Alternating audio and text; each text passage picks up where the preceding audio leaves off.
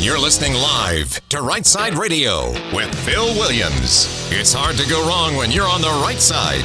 Rightside Radio. Solid, conservative, and just plain right.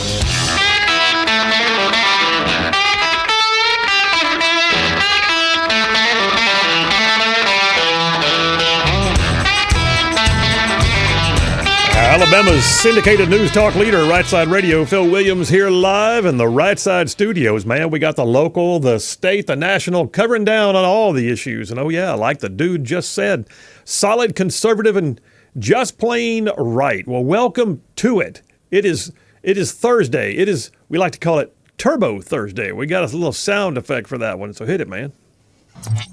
Could mean that that point in time inherently contains some sort of cosmic significance, almost as if it were the temporal juxtapoint of the entire space-time continuum. The temporal juxtapoint, yes it is. It's the one that gets us like to Friday. That's what it is. It's Turbo Thursday because we're turboing our way to the end of the week.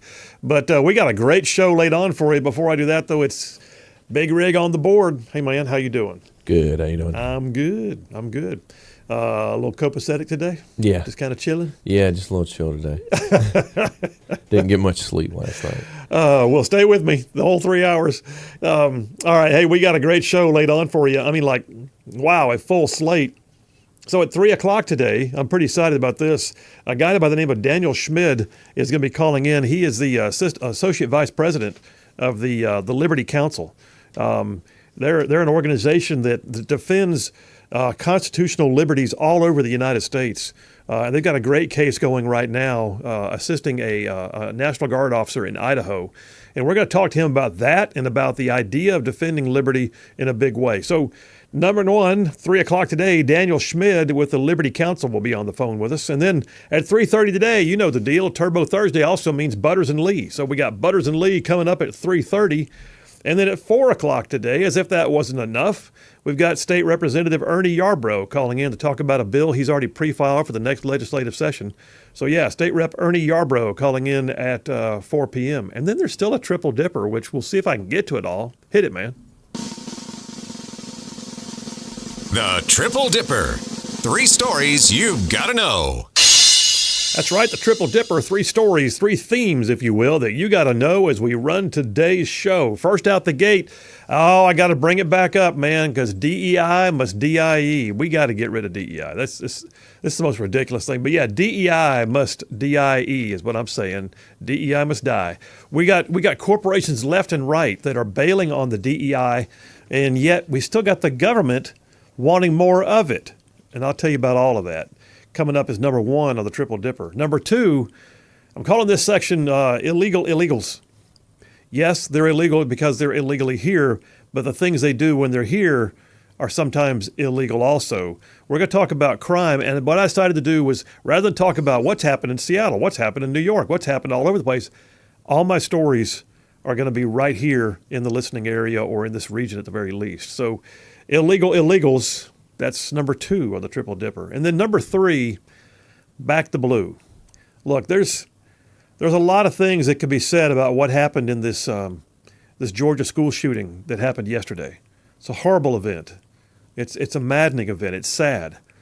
Libs are going crazy right now because it's all about the guns. And what they're not talking about, though, what they're not even discussing, is the fact that apparently this guy, before more loss of life could occur, was encountered by a school resource officer who did his job and made sure that the shooter couldn't take out more. I think we need to call that out for what it was. That was a life-saving measure by someone in blue. So yeah, this show backs the blue, and we're gonna talk about it. Number 3 on the Triple Dipper. All right, let me just jump on in here to the opening monologue. Now, I will say this: details are important. All right, details. They matter. I once took a spelling test, and one of the words was Mayflower. I'll never forget this. Mayflower. I know how to spell Mayflower. It's too easy. But I missed that word on the spelling test. Why? Because when I wrote it down, my Y in Mayflower didn't curve enough, so the teacher thought I was writing Matflower. Really? Yeah, I was incensed. This was unjust. But it was a detail. And I guess when you get down to it, What difference does it make if you can spell a word correctly but no one can read it? In the Army, I was taught to write my numbers with a 0 having a slash through it, a 7 having a sideways dash in the middle. I was also taught to say the word niner instead of 9. Why? Normal people don't do that. Yeah, but normal people also sling things on paper or say things too fast, and if you're calling in artillery or close air support using grid coordinates, and the rushed version of a 0 looks like a 6, or the rushed version of a 7 looks more like a 2, or someone misunderstands 9 to be 5, well, then all of a sudden you're dropping bombs on the wrong spot. So yeah, details matter. Some folks like to say the devil's in the details. Not me. I believe God's in the details. Details are what makes the big picture come together. Details are what makes bad get better and good become great. And that sounds to me a lot more like a godly approach than anything, just saying. I believe I've said it here before, but my first real paycheck came from Chick-fil-A in Huntsville. Used to be in Parkway City Mall when I was 16 years old. And it was an education too, let me tell you. I mean, it was truly the wheels of commerce in action, but it was also an education in learning to pay attention to details. You might think the preparation of a chicken sandwich only has so many things to think about. Nay, it's all about the details. Are the buns fresh? 2 pickle slices per sandwich? How many do we have on hand for the big Christmas shopping rush? When do we need to change out the oil? Presentation of the chicken alone was detailed and thorough, with each one being thoroughly dipped and battered and cooked for the correct time. And that's just the sandwich. Then there's stocking and receiving shipments. There's scheduling staff. There's who makes the carrot and raisin salad. By the way, I'm still mad they don't have that anymore. Then there's dining room checks, refill the napkins, make sure the registers have adequate change. And all the while, you keep the smile on your face and tell folks it's your pleasure to serve them. That's a whole lot for a 16-year-old learning about the world. But yeah, details. It taught me that details matter. And then, of course, there's politics. So do details matter in politics? Absolutely. So the November election's right around the corner. The Democrats finally figured out they can't win with Joe, so they called in their relief pitcher, Kamala Harris. And we actually see whether or not she'll live up to the hype next week when Kamala Harris takes the stage next to Donald Trump. But she's avoided giving any real details on her policies. Okay, that just means we have to look back and see what she's said or done in the past. And it's quite something when you see those details. I mean, in general speaking, it's one thing to look at a candidate's advertisements and their billboards, but it's quite another one to actually see the person work and live in color. Do the actions, the history, the past achievements, and life experiences, do they really add up to match the glossy mail-out that comes to your mailbox? It's details, my friend. It's all about the details. The real trick is look behind the curtain. What does their life actually tell you? What does their prior public image actually tell you? What have they actually done? Are they on the record in any way? Right now, Kamala Harris is getting a complete pass. Absolute pass. She's refusing to give clear details, but if you look, you'll find out they're already out there if you're willing to go for it. So the hope for the Kamala Harris-Tim Walz campaign right now is you won't do that, though. Because everyone has that moment they don't want to have to explain, or that less than flattering photo, but their policies, though, their policies are what they stand for, allegedly. Allegedly, policies follow principles. Actions are derived from deeply held conviction. If it's true, then, what we can see of Kamala Harris and Tim Walz has nothing to do with anything that we conservatives stand for. It's part of why I say that it's more important to vote on policy than personality, because policy is the details. The classic example of that is what's sitting in the Oval Office right now, except when he's back on the beach. I mean, think about it. Back in 2020, so-called never-Trump Republicans and independents, they were more concerned back in 2020 about mean tweets and big personalities. We must restore decorum, they shouted. We must have a change in the political tone. Well, how'd that work out for them? Longtime Republican Liz Cheney came out yesterday, endorsed Kamala Harris, a person who just 4 years ago she derided on her own social media, really. In August 2020, Liz Cheney said this on her Twitter about Kamala Harris. She said, Harris is a radical liberal who would raise taxes, take away guns and health insurance, and explode the size and power of the federal government. She wants to recreate America in the image of what's happening on the streets of Portland and Seattle. We won't give her the chance. Wow. Nailed it. I mean, apparently Liz Cheney back then was looking at Kamala Harris's record and recognized that the things that Liz Cheney said she stood for in her own right were not what Kamala Harris stood up for. And yet, yesterday she endorses Kamala Harris. What changed? Well, either Cheney sacrificed her principles or Harris changed her policies. Or maybe it's just that Cheney is stuck in the idea that people will follow her lead if she sacrifices her principles, denies the policies, and just votes on personality, hoping that people won't pay attention to the details. Look, I don't care if you like Trump or not. Answer me this. Are you better off now than you were 4 years ago?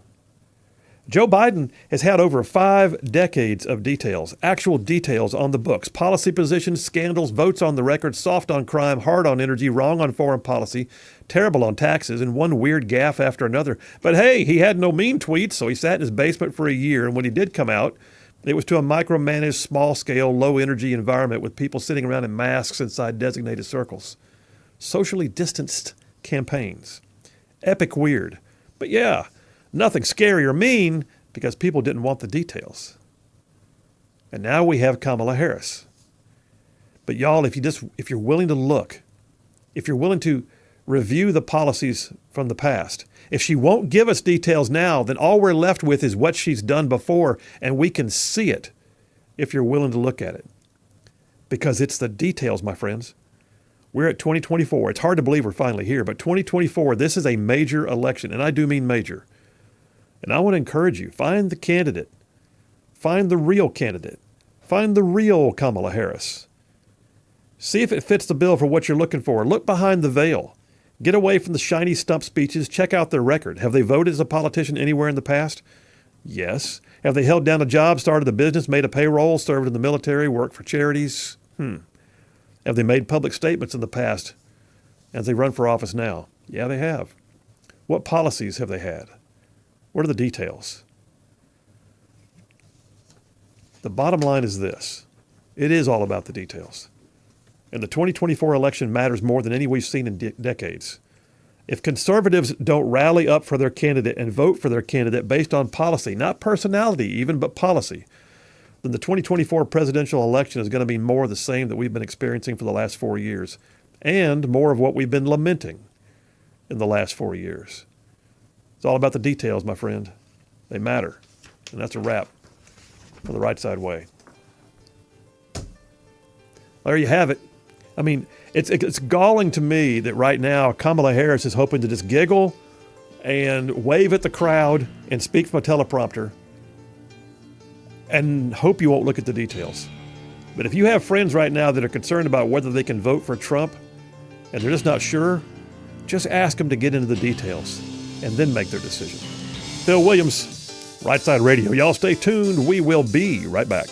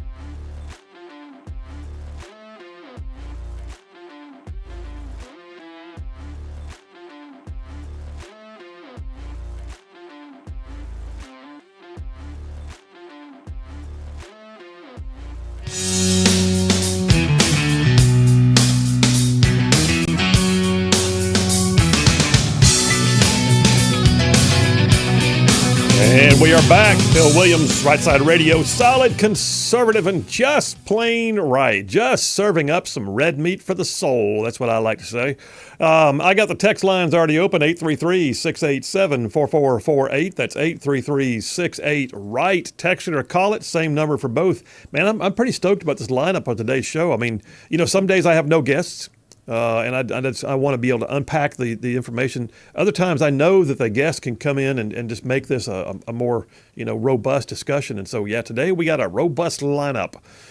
Daniel Schmid from Liberty Counsel calling in from out of state at 3 o'clock, 3:30, Butters and Lee at 4 o'clock, State Representative Ernie Yarbrough. I'm excited about Ernie. Ernie's always bringing it, man. Yeah, I love Ernie. Ernie comes on and just I just want to sit back and just enjoy at that moment, just because he gets on there and just wears it out, doesn't he? Mm-hmm. No holds barred. He's a good dude. All right, so Bruce from Springville just texted in. He says, I appreciate the attention to detail and punctuality that was taught in the military. Too bad the DEI quota hire candidate does not appreciate that. Yeah, no doubt. And by the way, Bruce, you're going to hear in a little while that DEI is still jamming up the military. So stand by for that discussion. Brian S. from Huntsville just texted in and said, I worked at Chick-fil-A, he said, for my first paycheck too. I was at Madison Square Mall through, though in the mid to late 90s, he says. I was there when they introduced the Eat More Chicken slogan. Nice. Brian, I hope it was a good experience. You were there for several years, so I guess so. That was a great experience for me. I learned a lot by working for an organization that, let me say this. It's like I'm advertising for Chick-fil-A. I'm not. Although I'm not positive. I mean, there was supposed to be no meat in the manna from heaven, but it may have been chicken minis falling from the sky when the Israelites gathered up manna. I don't know. Could have been. Anyway. But I will say this. Chick-fil-A was an organization that cared for its employees. They treated us great. They taught us a work ethic. You were expected to be on time. You were expected to wear your uniform. You were expected to look like you cared and act like you cared and treat the customers like you cared. And man, we worked hard too, brother. I mean, this is before food courts, all right? This is when you had to walk down through Parkway City Mall, and like one of the storefronts was Chick-fil-A. And during the Christmas rush, we were it. I remember we had lines out the door. Whoo! I was slinging chicken. But y'all, I learned a lot at that job. So, thank you, Chick-fil-A. John from Huntsville, Phil, spectacular monologue. And I remember one time in the 11th grade on a multiple choice test, a teacher marked my answer wrong because my lowercase a looked like a D. And to this day, I still want my 5 points back. Said also, did you hear about that surgeon in Florida who was supposed to remove a man's spleen? He actually removed the man's liver. What? And the man died. What? Okay, I have not heard that. I'm pretty sure that that doctor got his medical degree at something like, mail-in university. Laura from Decatur says, can't wait for Ernie. There you go. Jeff from Indiana says, Phil, Liz Cheney's a politician who will say anything or do anything for her own skin, doesn't care anything about the country, and I don't think she should be elected dog catcher at this point. Well, she's not a dog catcher. In fact, if you look at it, she lost huge in her last run. I mean, she lost like 68-28. It was an epic crush, and she is no longer in office. So thank you for your irrelevance, Liz Cheney. I got a call real quick. I got maybe 45 seconds. It's Brian from Huntsville. Hey, buddy, how are you?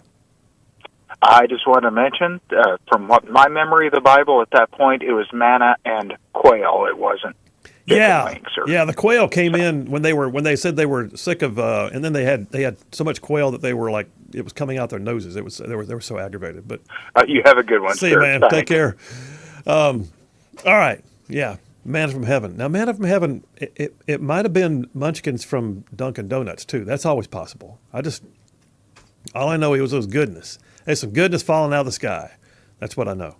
All right, listen, coming up next, we're going to jump right into Dipper number 1. DEI must DIE. Look, there's a shift in the momentum right now. There literally is a true shift in the momentum. I don't know how in the world DEI became the thing. Oh, we got to get me some of that DEI. Give me a little bit of DEI. We got to have some DEI in this boardroom. We need some more DEI. What do I do for DEI? Next thing you know, they're suddenly realizing, as truth begins to set in, DEI, it just needs a DIE. We got to get rid of it. Phil Williams, Rightside Radio. I'll tell you all about it. Y'all stay tuned.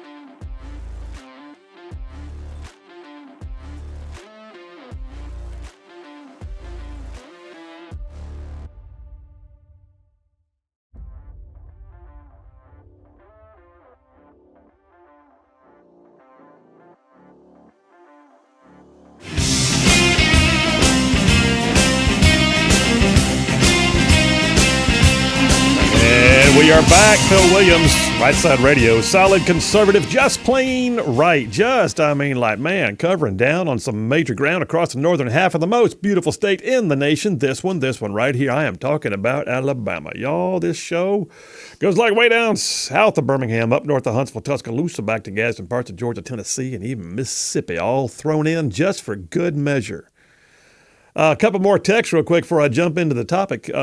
Badger from Athens says, greetings from the future. It's a bit different to have y'all as part of my wake-up regiment. Well, okay. I'm not sure how to take that, but all right. So first of all, Badger, yes, we're glad you're with us nonetheless. And let's see what we got. Oh, wait, he says, happy Friday from Guam. I just realized what he was saying. All right. So, Badger, you're listening to us by podcast, I guess. Cool. John from Huntsville says, I think manna was fried fish nuggets falling from the sky. I'm pretty sure that's not the case, but who knows? All right, let's jump on in here. Now, so remember hashtag Me Too? That was a few years ago. Hashtag Me Too. Now, hashtag Me Too had a real purpose. I mean, it was legit. It was women who had been victims of sexual abuse, feeling empowered to finally speak out. And then that empowered other people to speak out because hashtag Me Too. And I get it. Now, it also kind of took on a life of its own. Things go viral. And there were times when hashtag Me Too became hashtag guilty until proven innocent. And that's a problem. So, yeah, these things occur in society. They're almost, there are times when you can see a movement like BLM. Where did BLM even come from? All of a sudden, we have the George Floyd thing and boom, BLM went everywhere. It just went rampant. It was, everybody had to have some, a BLM plaza and a BLM street and a BLM riot. We had them everywhere. BLM here, BLM there, all God's children got them a BLM. What I'm saying is these social movements occur. Sometimes you catch the wave. Sometimes they just seem to, drift off. Other times they're here for a season and then gone again. I can look at some good ones. I think that, in the wake of 9/11, the organization Tunnels to Towers, look, I'm just impressed from afar. I've never sat down with, in fact, I'd love to interview the guy who founded Tunnels to Towers. But he had an opportunity to do something and he did it and it caught on. And next thing you know, it grew. Same is true for Moms for Liberty. 2 moms down in Florida got mad about what they were seeing, decided to go speak up. Next thing you know, other moms were like, yeah. And pretty soon they had Moms for Liberty and they're a national organization and they're hosting events that Donald Trump's coming to speak at. It's that thing that I'm talking about, that viral social cultural movement. Well, one of them has been DEI, diversity, equity, inclusion. Unfortunately, DEI is oftentimes an abusive opportunity for liberals to get their agenda forced upon people under the guise of diversity, equity, and inclusion. Well, let me just go ahead and say diversity, what they're really saying is not, we're going to make sure that no one's denied an opportunity. What they're going to say is, we're going to deny certain people who don't believe like we do opportunities and make sure we get more people in here who look like us. That's their version of diversity too often. Equity, not equality, not an equal footing, not an equal opportunity. Equity. That's called a redistribution. That's where they take something and they say, you know what, you don't have enough of it, but you've got too much of it. So we're taking some of you who has the too much and we're giving it to the guy who has too little. Equity is the opposite of equality. Equity is when my kids were little and they would say, Dad, it's not fair. And I'd say, we don't say fair in this house. And I did. You can ask them. I used to hate it when I said, we don't say fair in this house. What does fair mean? All right. Equality versus equity. And then there's inclusion. Inclusion, though, is just code word for exclusion. God help you if you're what the liberals call a cis white male. You got nothing. You got privilege. You don't deserve to be here anymore. You're part of the problem. Take your privilege walk. We don't want you. We're going to make sure that we're going to find somebody that we consider to be underprivileged, underrepresented, under something, and we're going to find our little ways of hacking up society into small pieces, and we're going to say, hey, You with the agenda over there, we want to include more of you. It doesn't work that way. You don't schedule your hiring and your expansion processes based upon wanting more of something as opposed to just making sure you don't exclude something or someone. All right, that being said, DEI became one of those movements. In the wake of BLM and the rise of the Biden administration, there was this sudden outbreak of what I would have to say were liberal progressive interests that embedded themselves everywhere. They're in school systems. I mean, it's almost, you look at it and go, my gosh, was this like already prepackaged and waiting in the wings? It feels like it. That's a whole nother segment. But the reality is, in no time, diversity, equity, inclusion became the buzzwords, and corporate America had to have more. Don't you know? BLM, don't riot in our town. Don't boycott us. Don't put us in cancel culture. We'll give you some, what do you call it? DEI. We'll do a DEI thing. We're going to hire people. We're going to call them DEI coordinators. What do you think about that? I like that idea. What are they going to do? I don't know. They're going to make sure we get some more of that DEI. How's that work? I don't know. Just, I don't know, tell them to go hire the most liberal person with pink hair you can find and put them in the HR office and call them the DEI coordinator. Great. Let's do that. How's that work out for you? Hey, by the way, corporate stock is down. Productivity is down. Quality control is down. Market share is down. But we got some DEI. Now, that's exactly what happened. So DEI has suddenly, more recently, fallen from favor. Why? I think there's two reasons. One is the most obvious, and that is that they're sick of it. Corporate shareholders and consumers have gotten sick of the idea that they are secondary to people who have agendas.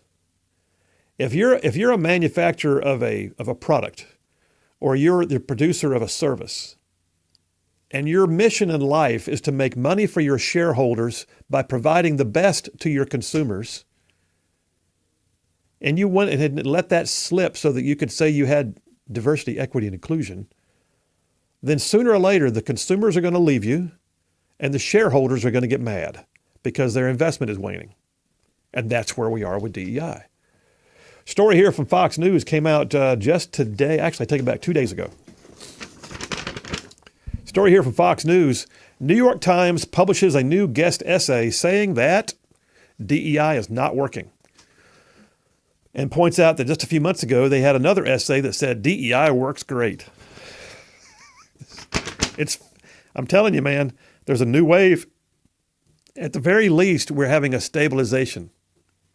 It's like the market is self-correcting on DEI. Story says just over half a year ago, the Harvard Business School had two professors that published a guest essay in the New York Times saying that DEI works. Stanford professors have now published a New York Times guest essay saying it doesn't. The contrary pieces appear to suggest that as time has gone on, not all proponents of left-wing academia are happy with the results of diversity, equity, and inclusion quotas. Says where the January guest essay insisted that DEI programs are worth pursuing, the August one admitted that some are too ideological, you think, and exacerbate the very problems they intend to solve. Well, that's the thing. You take corporate boardrooms and you turn them into centers for activism. And next thing you know, you got guys in suits making decisions based upon, do we have enough people here who look like this, or who act like that, or whose lifestyle is this, or who are good with this agenda. And they forget the fact that they've got people that invested in their company who expect a good return on their investment. And oh, by the way, the law says they have a fiduciary obligation to their shareholders, which means if you commit what's known as, legally speaking, waste upon the company, the shareholders can file what's known as a derivative action, which says, hey, we the shareholders, we're suing you because you're blowing our money on stupid stuff. That's what it means. The January guest essay says, yeah, they exacerbate the problems that they're intended to solve. They do. They create more problems. They claim they're going to do inclusivity, but what they really do, and the article even points it out, is that DEI, even on college campuses especially, Rather than, quote, correcting stereotypes, diversity training too often reinforces them and breeds resentment, impeding. Like, picture this. You're at work, you work for the big corporation. You're told that HR has a mandatory training session and you have to go and you have to spend half your Friday morning drinking coffee with everybody else while you listen to somebody come in and speak, blah, blah. Wait a minute. Say, what? Yeah. I'm white. You want me to stand up in the room because I'm white? Why am I standing up? Now I'm supposed to walk down towards you, which is considered my white privilege walk. What? And then, wait a minute. You're saying that I'm the problem? I haven't done anything to anybody. I'm just the quiet guy that works in the cubicle down the way. Why are you picking on me because of my skin color? That happens. What do you think it does? Do you think that promotes harmony in the workplace? No. You're talking about literally creating division by blaming people for society's ills for things that they can't control. All right, all said and done, DEI is beginning to fade. And yet, if you look at the government, I mean, the private sector, I'm about to go down the list here. I mean, I'm talking about Coors, I'm talking about Ford, I'm talking about Lowe's, I'm talking about Home Depot, I'm talking about all these companies starting to abandon DEI. Not the government. It's a whole lot different when you have nobody that you're beholden to. The government can do it. The only place in the world where you can fail up is politics and government. You can fail up every single day. You can screw it up and make it cost more and go slower and get less done, and you can still do more the next day. In the private sector, people get fired or they make changes. In the public sector, well, here we are. Daily Wire has a story that came out yesterday.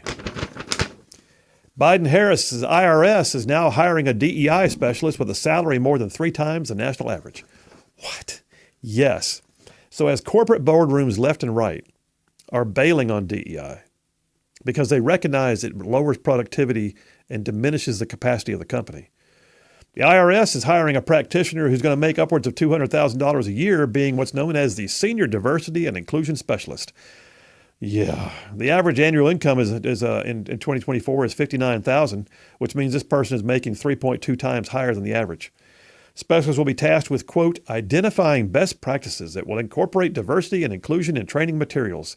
Trusted subject matter expert, a source for diversity and inclusion educational services on the most complex and sensitive diversity and inclusion matters. Blah, blah, blah, blah, blah, blah. What that tells you is the private sector always sees it more clearly when it comes to productivity. Always. With the exception of the military, the government is typically always the most ponderous, least productive segment of our overall economic society. And yet the private sector is saying, we got to get rid of this stuff. But the public sector under the Biden-Harris administration, they're still all in. In fact, they're doubling down. They're hiring more people for DEI. More on this in a minute. We'll take a break right now. We'll come back from the break, and then I'm going to keep on going because you guys are going to want to hear, apparently, if you drink Coors or Miller Lite, you may be happy. I'll tell you why in a minute. Phil Williams, Rightside Radio. We will be right back.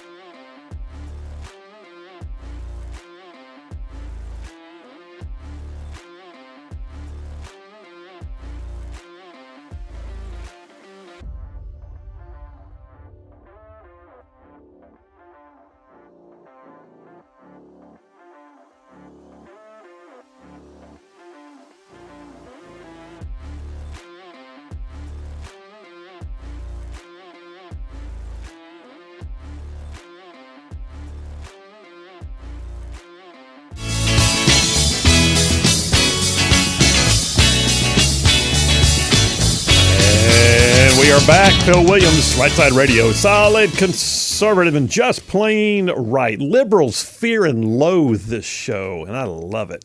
All right, we're going to jump on back in here. DEI must DIE is what I've been saying.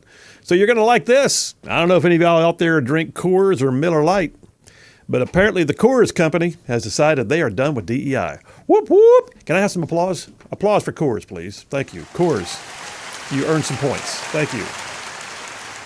So, story on Woke Spy came out yesterday afternoon. The Molson Coors Company, best known for producing Coors and Miller Lite beer, has announced a swath of changes to its diversity, equity, and inclusion policies in an attempt to avoid what is commonly referred to as the Bud Light treatment. So, I've talked about it before, but Robbie Starbuck is a conservative, pundit and activist who has been all over the idea of companies getting away from their DEI and pressing them and basically outing them, finding out they're doing certain things in their HR training sessions and, stuff they're supporting on the side and participating in things like the Human Rights Campaign's Equity Index or Equality Index, they call it, but it's really Equity Index. So Starbuck has now successfully forced John Deere, Tractor Supply, Ford, Harley-Davidson, Lowe's, and now Coors to all back away. Molson Coors announced their changes, saying that they are reversing their woke corporate policies amid a growing campaign. They have DEI-based training programs that have been scrapped. They are no longer giving donations to divisive events like Pride Month. They are looking at supplier diversity goals and compensation tied to DEI hiring also being gone. And employee resource groups will no longer focus on race or social or sexual orientation. Good for them. But you look at it and go, why were they in the first place?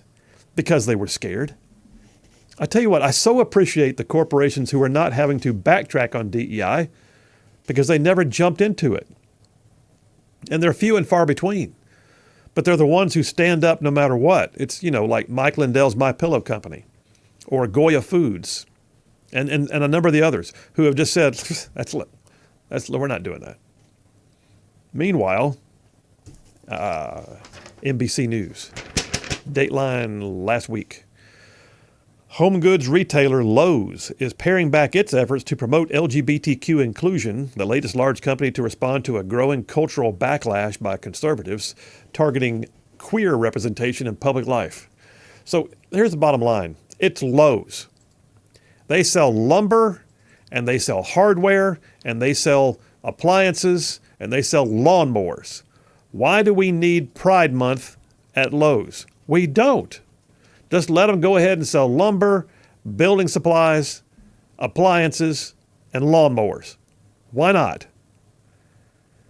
In an internal memo being widely shared among media organizations, Lowe's told its employees that it was ending its participation in surveys for the Human Rights Campaign, the country's largest LGBTQ activist group, and would also combine company resource groups designed to support minority employees into one umbrella organization.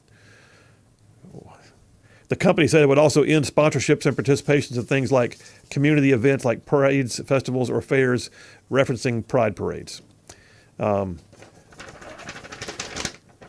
Good for you, Lowe's. The reality is this.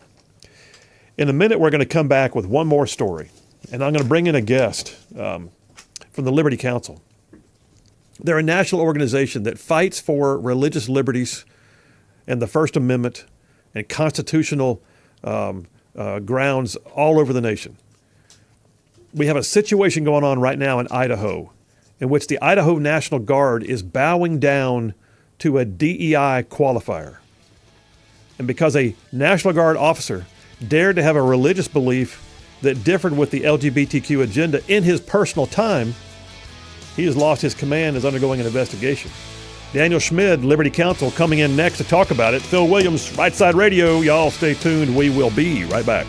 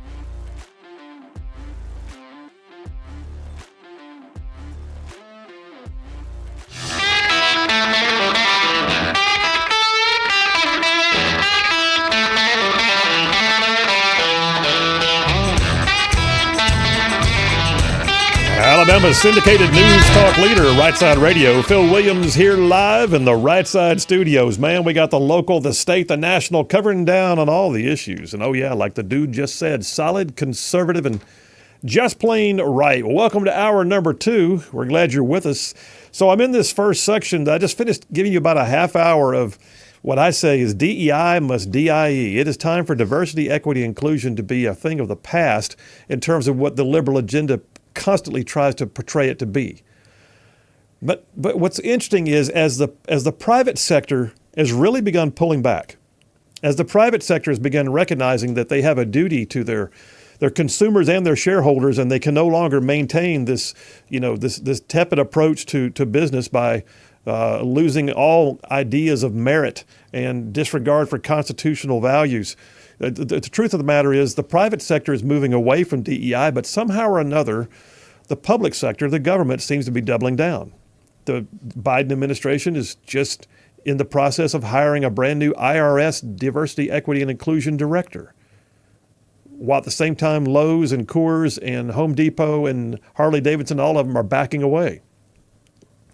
Well, one of the places that really caught my attention, and most of y'all know my record, that having served 30 years of military service, a lot of which was in the National Guard, being a practicing attorney myself and a lover of the law and the rule of law, and oh, by the way, also being someone who just has a desire to see the rule of law accentuated from a strict constructionist sort of manner with the Constitution, this story out of Idaho caught my attention. How dare they say that someone is not allowed to speak their mind, especially off duty? That being said, I want to bring in someone who is really in the thick of the fight on a lot of things, but even in this case. Daniel Schmid is the Associate Vice President of Legal Affairs with Liberty Counsel. Liberty Counsel is an international nonprofit litigation, education, policy organization. Special interest law is what they practice. And when I say special, I mean special like good special.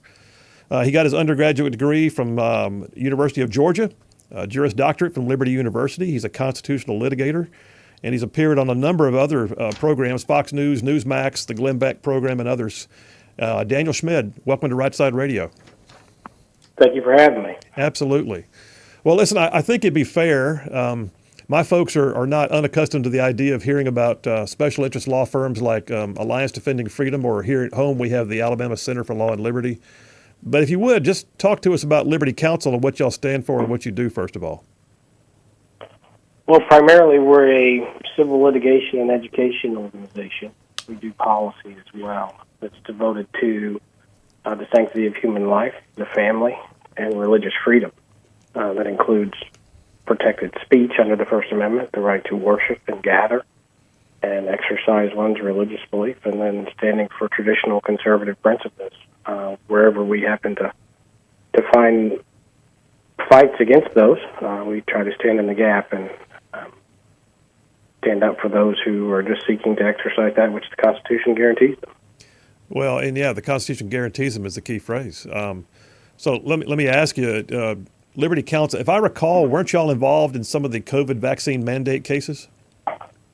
We were involved in many of them, military and otherwise. We had a number of cases. We represented members from every branch of the military. We represented federal employees and federal civilian contractors. We represented healthcare workers in Illinois and New York and Maine, still are in many instances, and were able to push back against the Biden administration's unlawful and unconstitutional mandates that those with religious beliefs in the military and federal employment forced them to take the COVID shots. We were able to secure injunctions and class action relief against the Department of Defense on behalf of the Marines and a number of other branches of the military. You know, during that time frame, too, I'll never forget President Biden doing a press conference announcing his vaccine mandates, which were going to be sweeping to include OSHA and the private sector and everything. And at one point, he even said, "I've been advised this is probably unconstitutional, but I'm going to do it anyway." That's the attitude we so often are seeing these days. That's the attitude of the left, isn't it? It absolutely is. It's a godless culture in that realm. They don't care. When the Supreme Court speaks on a constitutional issue, we've even heard them say, "We don't care. We're going to do it anyway." That's lawlessness, for one. It's unconstitutional. And it's a gross excess of power that was never handed to the executive branch. We have a constitutional structure. The left seems to want to send that to its demise. They're open about that from the Obama administration on. They want to radically transform America to something it's not, and we see that almost daily from the current administration and from the agencies that work there under. Well, and I have to say too, Liberty Counsel, along with other organizations similar to yours, you guys step in, and at times there are plaintiffs, or for that matter, even defendants, who never could have supported a lawsuit because there's a cost involved with defending your interests in court. And as an attorney, I know that for a fact. So you guys actually come in sometimes from out of state, and you show up and you provide that necessary legal relief that they might not otherwise be able to obtain. We do, and we do so pro bono. It's our calling to represent those who can't represent themselves. And we do it in all 50 states. And when a violation of the Constitution takes place, we don't believe that money ought to be an impediment to those individuals. The Supreme Court's famously opined that the First Amendment belongs to us all, meaning that the speech rights of your show on Rightside Radio, or the speech rights of the street preacher down in downtown Birmingham, Alabama, who wants to share the gospel, or a sidewalk counselor who wants to encourage women to choose life. Those rights belong to everybody, and it matters that they're enforced as to everybody, because the only way we can guarantee that you can speak your mind on your program is to ensure that the First Amendment applies broadly, and that's the way it was intended. And oftentimes people don't have the money for that litigation. It costs a lot of money to litigate, as you know, all the way to trial. I mean, sometimes millions of dollars. And it takes people who are willing to stand in the gap and say, no, we're not going to tolerate that. And sometimes you're up against the largest institution of all, the United States government. Yeah. And that's a tough slog sometimes. And we know what we're doing in that realm, and we're happy to do it. And we're happy to stand up for those who can't stand up for themselves. Well, and I did not know till I saw your bio that you actually have a presence in Israel. So you have offices, in like Florida, Virginia, D.C., and then another office in Israel even? We have a presence there. We don't do a lot of law there, obviously. Our legal outfit is here, but we have branches all over the place, and even some affiliate organizations internationally in Romania and some other places that we work to advance the cause of freedom wherever it may be in need of assistance. Well, first of all, thanks for what you do then, and I appreciate you making time today. So we've got a few minutes here before the break, and then we'll pick it up again after the break. But let's get into this Idaho story, if you don't mind. And just to refresh my background personally, I was an infantry officer in the National Guard. I was also, by the way, very open about my faith. I used to be in full-time ministry at one point. I'm also a practicing attorney, and oh, by the way, I was in the state Senate while I was still serving as an officer in the National Guard. So when I saw the story out of Idaho, I thought, my gosh, that could have happened to me if it hadn't been for the fact that I live in the red state of Alabama, where the rule of law seems to mean a little bit more. But we're looking at a guy right now who has been removed from his command and is going through what the Army calls a 15-6 investigation. Would you mind giving us more background on this? Yes, our client at the moment assumed his duties, his command, in July of last year, and a few days after that, a individual in the Idaho National Guard who claims to be homosexual thought that some social media posts he had posted outside of the military context on his private social media channels that were discussing things of human sexuality and the drag queen story hours that seem to be everywhere these days, and some other issues of gender identity and cultural issues. He opined on them, as the First Amendment allows him and permits him to do, and gave his opinion as to how government and individuals should react to those things. That was dissatisfactory to an individual under his command, and he filed a complaint that said he was, hostile to those in his command and wouldn't respect them, and the Idaho National Guard hailed him in and said, if you don't resign, we're going to make this ugly for you. Wow. And we have, as you said, they started the 15-6 investigation, which is still ongoing. And it was premised on nothing more than his free speech.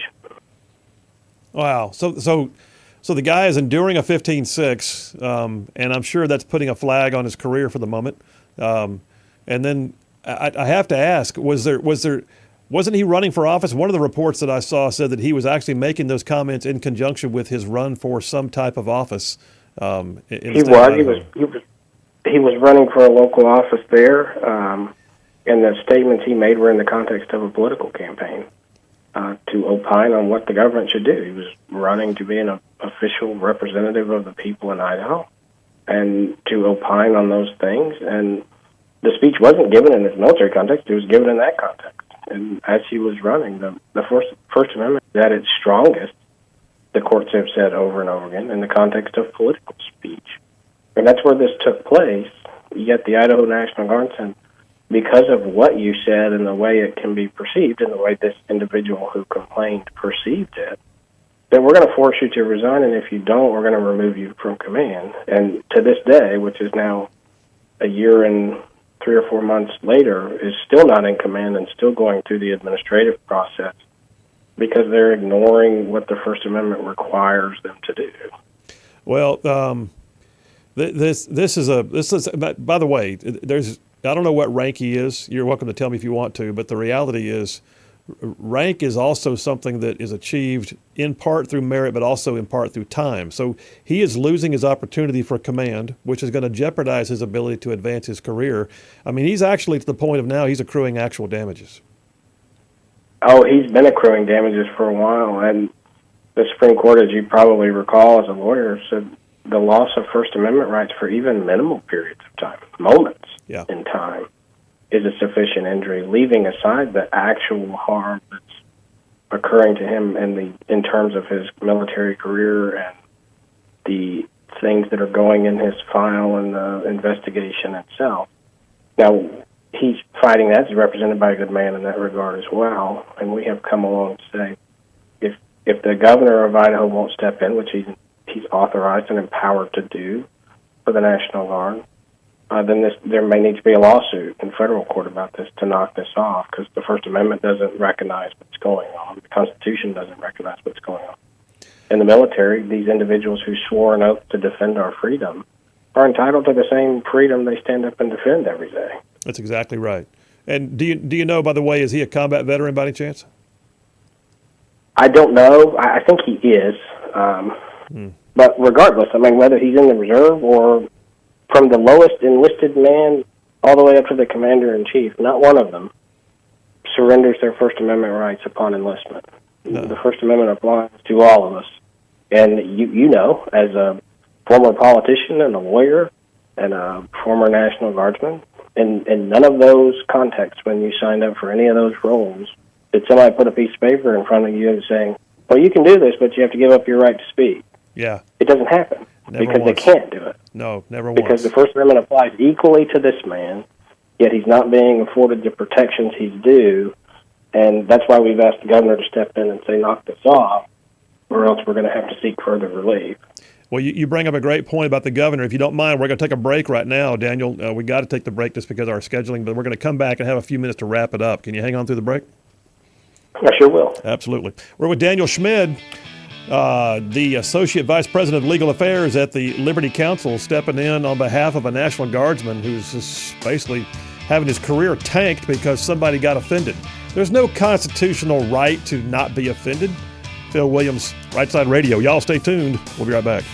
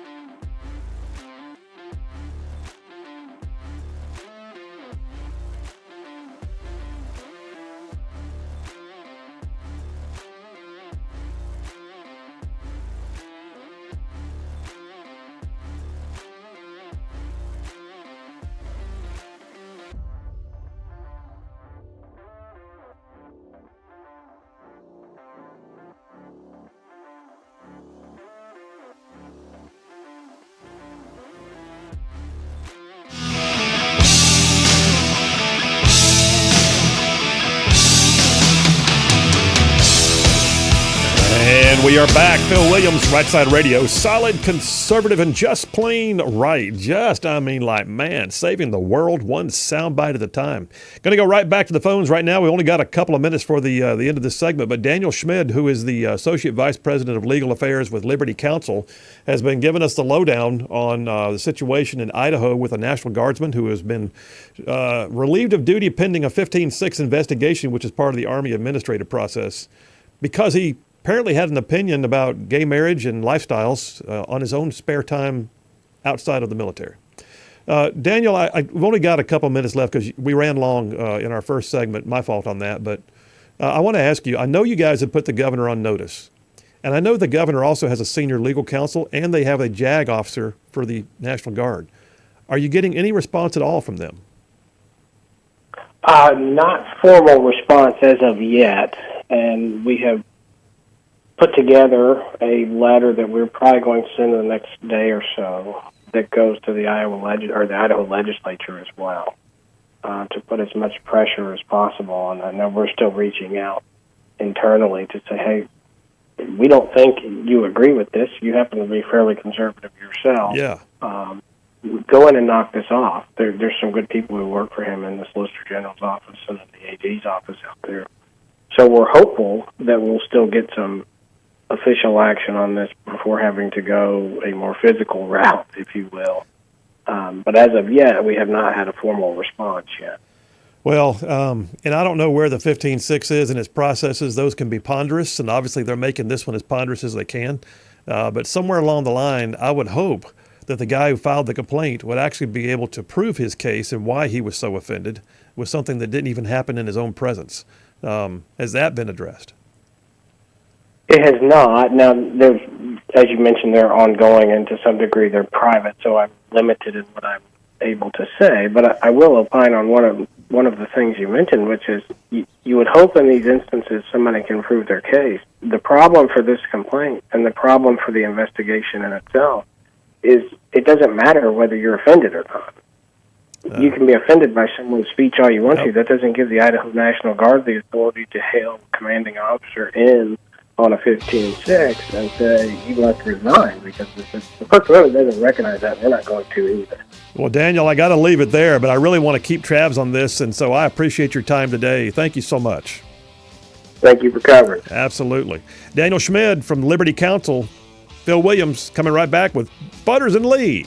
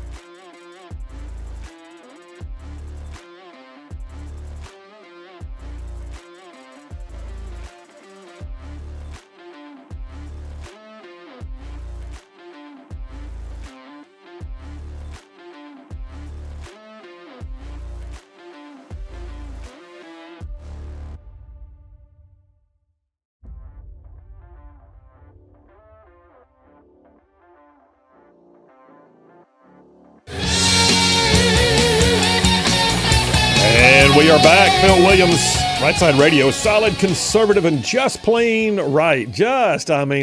Covering down on some major ground across the northern half of the most beautiful state in the nation. This one, don't argue with me, it is. It's Alabama. Y'all, this show, it goes way down south of Birmingham, up north of Huntsville, Tuscaloosa, back to Gadsden parts of Georgia, Tennessee, even Mississippi, all thrown in just for good measure. Hey, I'll tell you who else covers a lot of ground. That's our friends at Inspire Advisors. So Inspire Advisors, if you're not familiar, they are so cool at what they do. Inspire Advisors are the kind of folks who can help you to grow your bottom line, literally help you increase your investments, at the same time showing you how to invest in things that are also aligned with your core beliefs. You may be shocked to find out the stuff in your portfolio without even knowing it supports abortion or pornography or other things that you just cannot even possibly align yourself with. Well, that's because they are experts. Paul Breyer and his team at Inspire Advisors are experts in what is known as biblically responsible investing. I mean, they can literally show you how to pick and choose in accordance with your desire to increase capacity, but also support things that you're comfortable with and proud of even. If you want to know more about what's in your portfolio for free, they will sit down with you, talk it through, help you to see it, and no fuss, no muss, no upsell. All you got to do is go to their website and ask for an opportunity. The website is www.moneypatternwealth.com. That's moneypatternwealth.com, or just too easy, go to our website, rightside.media.org. That's rightside.media.org. Go to the Rightside Radio sponsors, click on their logo, takes you right to their website. But yeah, this is financial freedom, y'all. It's godly, it's conservative, it's Inspire Advisors. So please check them out. All right, this is one of my favorite times of the week where I get together with two people that have a lot to do with this show just being successful, period. And so let me call the roll right now. On the line with us right now, the lovely Lee from Huntsville. Are you there? I am here. You are indeed. How's the injury, by the way? Are you hobbling? Still hobbling, yeah. Still hobbling. Okay. All right. Well, we're glad you're with us. And the Butter Man. Butters, how you doing? I'm doing great. Phil, how are you? I'm good, man. I'm good. All right. I got a quorum. I pronounce another episode of Butters and Lee. Got me a whoop whoop? Did we lose the whoop whoop? Whoop whoop! John may be taking points off for the delayed reaction on the whoop whoop. I don't know what's happening. I couldn't find the button. My brain was fried right there. All right. I know how it is. I know how it is, Big Rig. Don't try and rescue him now. He's got to be flogged with a wet noodle here or something. All right, you guys. First question for you. So next Tuesday is the first and probably only debate between Donald Trump and Kamala Harris. I think it's Tuesday night. So let me ask you. So just literally speaking, knowing that they're going to be on stage together, what are your hopes, dreams, fascinations, imaginations, your fears, your insights? What are your senses about the upcoming event between Kamala and the Donald? Lee, you first.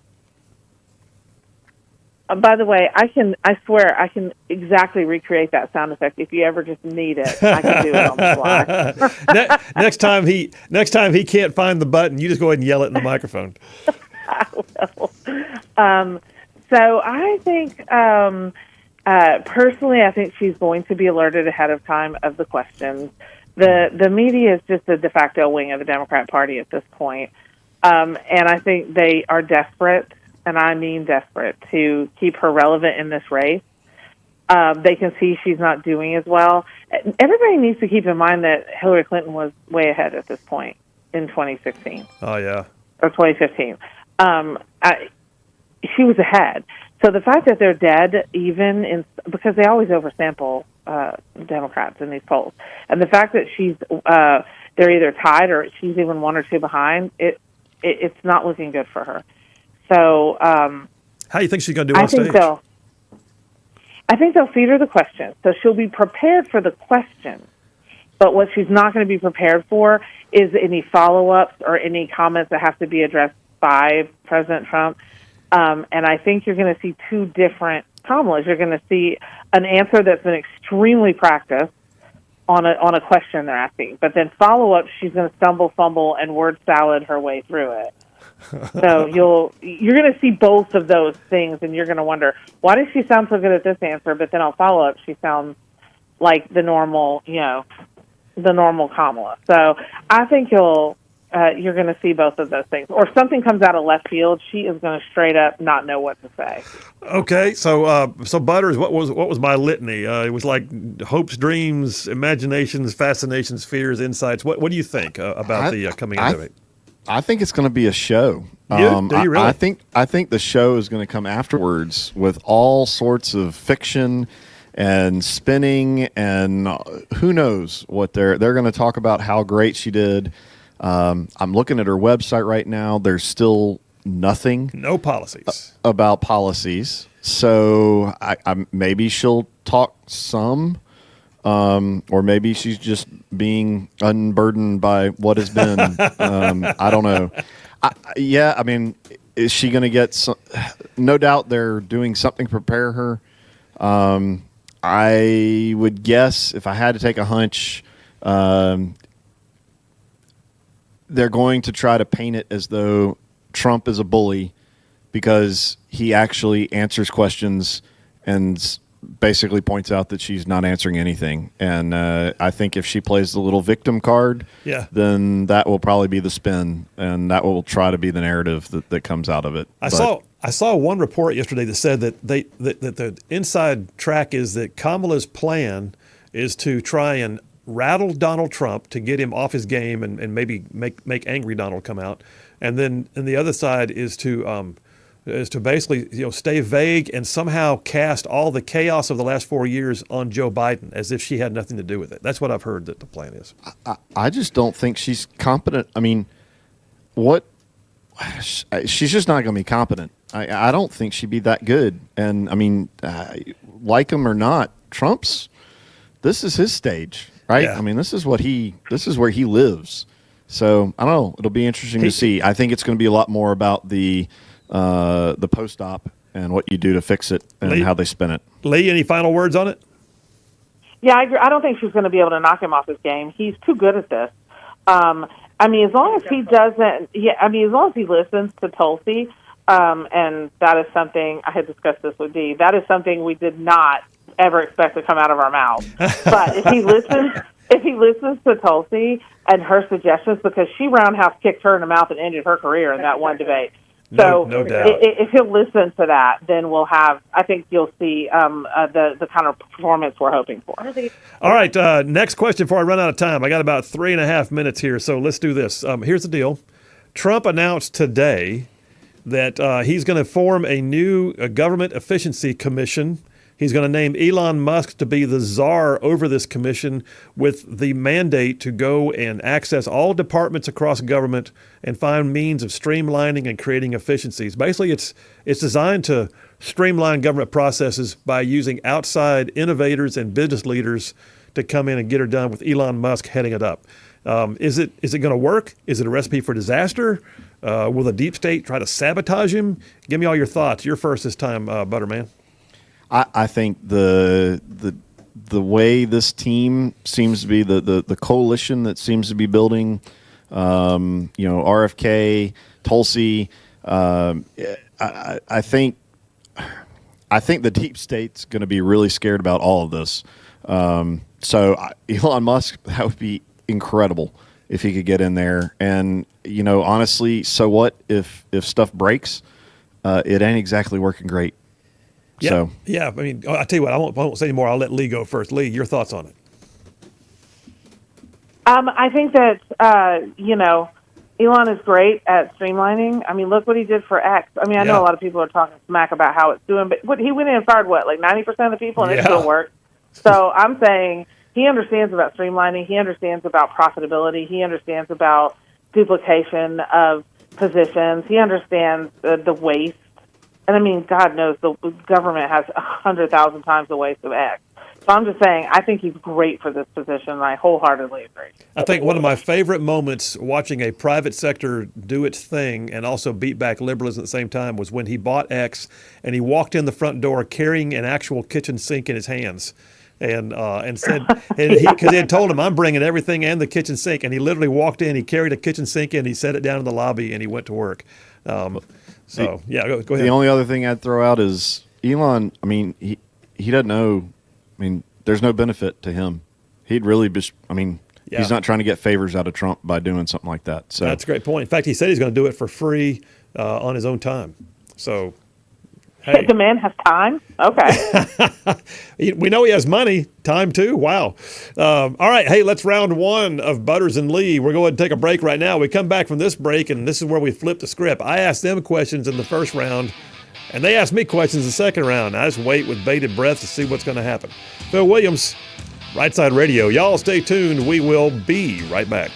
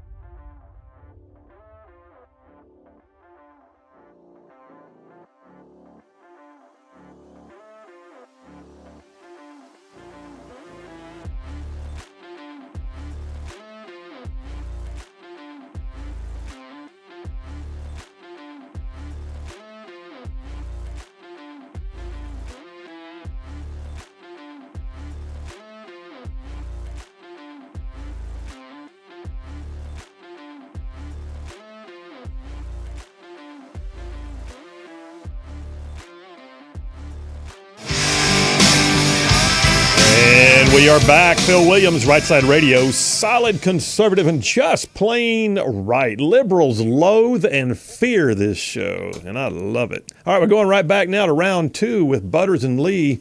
This is where they ask me questions. I don't even know what's coming yet. Ladies first. Lee, what you got? Okay, so the story about the agents for President Trump at the rally where he was shot. Yeah. You've seen the news out today that I think only 3 were possibly actual legit Secret Service. The others were Homeland Security agents of some kind, and they had a 2-hour video to press them, which didn't apparently even work correctly half the time. The video. My question for you is this just purposeful to send him into the lion's den in times where they knew that he had various threats with people who just aren't prepared? Yes. So am I going to say that they knew the shooter would be that day and they wanted him to have less protection than what Biden would have experienced? I can't say that, but what I do know is this. Right. They could care less about Donald Trump. His security was their secondary concern. And so they put what I would call unqualified individuals on a presidential security detail, which is supposed to be the pinnacle of duty in the Secret Service, entire resume builder. You don't go in the Secret Service so you can be the low tier guy who does the things that nobody ever knows about. Everybody who goes in the Secret Service wants the opportunity to serve at the presidential detail level, and for them, they're not just guarding his children off at college, they're guarding him. And so there you have a former president of the United States. With active threats. Exactly, with active threats. And there he is in an open forum, and they've got untrained individuals. By the way, when you watch the video, you can pretty much pick out which ones we're talking about, too.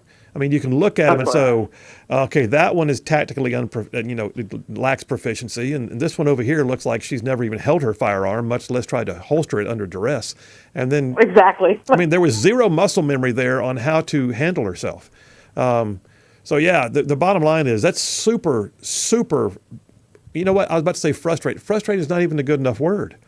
This is a guy who held the nuclear codes. This is a guy who holds, every security clearance possible because he's been the commander in chief. This is a guy who's soon to be, very likely, the president again. And they put, the Keystone Cops in charge of his detail. It makes no sense, and it's galling. It's absolutely galling. Now you got me all mad. I'm all lathered up now, Lee. Been having a good show, and you go in here and you just go in here and just pee on my cornflakes. That's just awful. Well, let me stir it up a little bit more. Oh my gosh! Oh, is that the exception, or is that the norm now in the Secret Service and the rest of the government? Mediocrity. Well, you know what? You bring up a point because I just did a whole segment on DEI before y'all came on. The government is still doubling down on DEI, which means they're not hiring or advancing on merit. They are hiring and advancing based upon an agenda or a demographic. And that is a recipe for disaster. That's how bad things happen to good people. That's how bad things happen to bad people, for that matter. But the reality is, yeah, that's an awful situation that never should have been allowed to happen. Was that your question, Butters? Are we done? No. Yeah, that was a gimme. That was a throwaway question. Is that what you're telling me? Oh yeah. That was just a bonus. All right. What do you got? Trying to earn some extra points. What do you got? Okay, so a little gentler topic: illegal immigration. So the article y'all are determined to tick me off. From the Coleman County Sheriff, this robbery that happened with illegal. Yeah. Thinking about the issues they've been having in Albertville with pilgrims busing Haitians over and pulling in a bunch of, and then all this stuff going on in Colorado, and then when we look across the pond and you see what's going on in the UK in particular. Is the state of Alabama ready for what they may very possibly be coming? No. Are we ready? No, but we're more ready. We're more ready than there's different categories of where states are on illegal immigration. By the way, did you read I've got a stack here. My next section is called Illegal Illegals and talking about crime committed by illegals just in the state of Alabama. So that's you're all up in my business right now. But but in a good way. But the reality is, no, Alabama is still not ready, even though I would say that we're more ready than most. It's like we're a state that is more prepared for hurricane force winds because we deal with them on a regular basis than the state of Tennessee might be, because they're farther north of the shorelines, and when the storms advance all the way up, they got to deal with it maybe in a harder way than we would. That's a bad analogy, I know, but all that to say, there is no way for any state to be as fully prepared for the chaos that the Biden-Harris administration has been allowed to ensue on our southern border. Right now, every state is a border state. That's a talking point, but it's real. And the crime being committed by people who aren't even supposed to be here is reaching epic levels in some parts of the nation. And we are not immune. We're seeing it. Now, I'll say this. We have good legislation in place. We have legislators who care. And we also have law enforcement that cares. And more than in a lot of other states, this law enforcement in Alabama, local and state, tends to have the backing of their community to go get her done. But how do you prevent everything, you know? So is this going to fall? So this was, a county sheriff. Who's going to be, as I know up in Albertville, a lot of it's fallen on the mayor and the city councils. Is that who we need to be looking at to be prepared to handle all this? In part, but I'll be honest with you, we need to make sure that the city councils and the mayors are actually back in their blue. I mean, like the Can I say something? Yeah, go ahead. Recently, I talked to the Marshall County Sheriff at an event. He's a great guy. Which Phil covers Sims, great Albertville. Guy. He is, but he's not concerned at all about the immigration and the Haitians. And he said one of his people who works in his office is Haitian. She's great, and he thinks they're all just going to assimilate just fine. I'm like, okay. Yeah, but he's not talking about illegal crime. I've been up to Marshall County and had the sheriff's department tour me on some bad seed areas. So he's talking about folks that are here legally who are working to assimilate into the community. And I don't think Phil Sims is the kind of guy who's going to blow off illegal crime or just turn a blind eye to it. The other piece of this, though, too, is that Coleman sheriff in the article that I've got right here, the one you were talking to, Butters. He flat out said the headline was, "I'm pissed." That was his words, because this was a crime that would not have happened had the person not been allowed to come through the border like they were. They were actually checked at the border and then committed a crime in his district. And that's an awful set of circumstances. They're raping and killing women over the U.S. and children. And none of this is getting enough attention, nor does the media or anybody else seem to care. Well, more to come. All I know is I think this election is going to have a huge impact on the ups or downs of that whole issue. All right, you guys, Butters and Lee, as always, that flew by, but thank you for what you do. Phil Williams, Rightside Radio, hour number 3 coming up. Y'all stay tuned.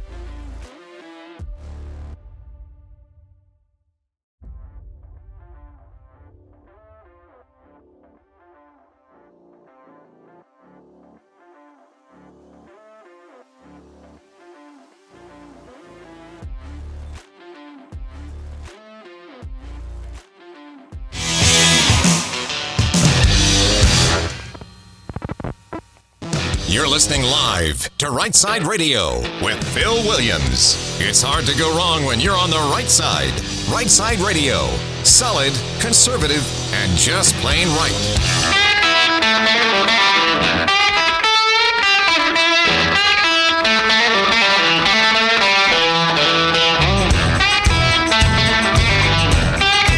Alabama's syndicated news talk leader, Rightside Radio. Phil Williams here live in the Rightside studios. Man, we got the local, the state, the national, sometimes the international. And oh yeah, like the dude just said, solid, conservative, and just plain right. Well, welcome to hour number 3 on a Turbo Thursday.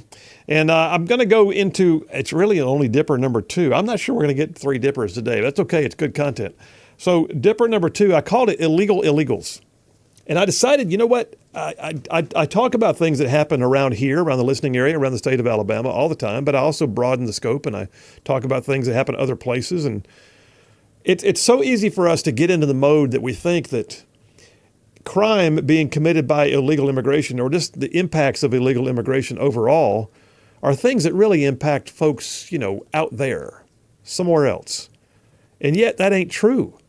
And so today, the stack of stuff that I've got here, the papers that I'm prepared to rattle in the microphone, they all deal with one state right here, Alabama, where this show is based.